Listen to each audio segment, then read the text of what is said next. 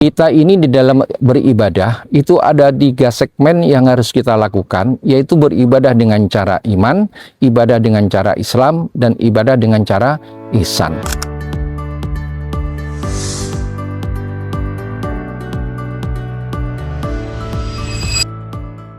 Assalamualaikum warahmatullahi wabarakatuh.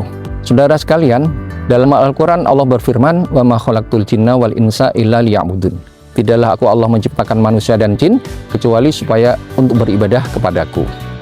Memahami ayat ini saudara-saudara sekalian, kita ini di dalam beribadah itu ada 3 segmen yang harus kita lakukan, yaitu beribadah dengan cara iman, ibadah dengan cara Islam, dan ibadah dengan cara ihsan.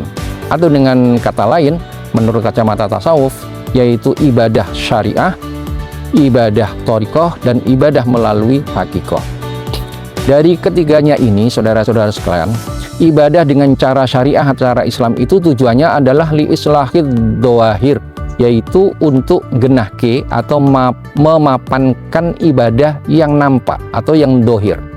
Adapun ibadah dengan cara thariqah itu untuk menggenahkan hati kita, yaitu li islahid domair.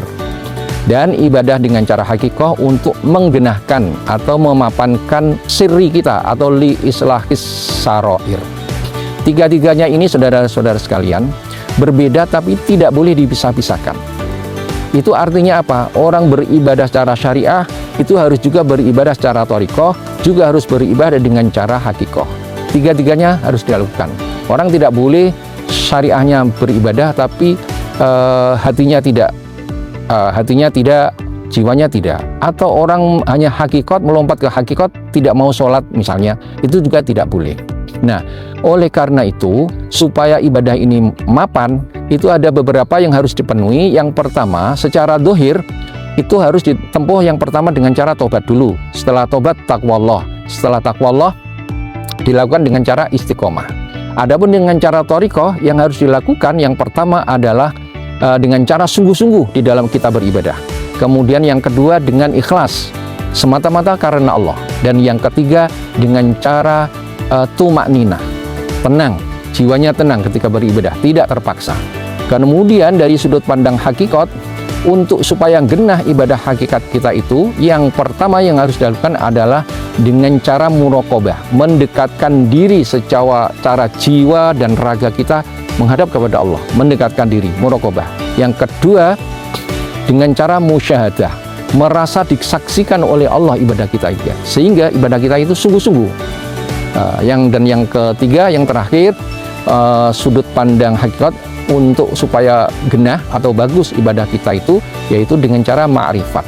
Harus merasa tahu, ma'rifat, harus merasa tahu bahwa ibadah kita diketahui oleh Allah, dan kita yakin Allah itu maha tahu terhadap gerak-gerik kita. Oleh karena itu saudara-saudara, kalau 3 elemen ini sudah menyatu dalam jiwa raga kita ini, setiap nafas kita yang keluar dan setiap nafas yang masuk itu bernilai ibadah. Tidak ada yang tidak bernilai ibadah apapun, apakah itu aktivitas dalam rumah tangga, apa itu aktivitas dalam bekerja, apa itu aktivitas kita sebagai abdi negara. Apalagi ini bulan Agustus memperingati Hari Kemerdekaan Republik Indonesia ke-81, kita niatkan pengabdian kita kepada negara sebagai ASN ini yang mempunyai nilai ibadah, sehingga tetaplah nilai ibadah ini menjadi tujuan kita hatta ya'tiyakal yakin tadi.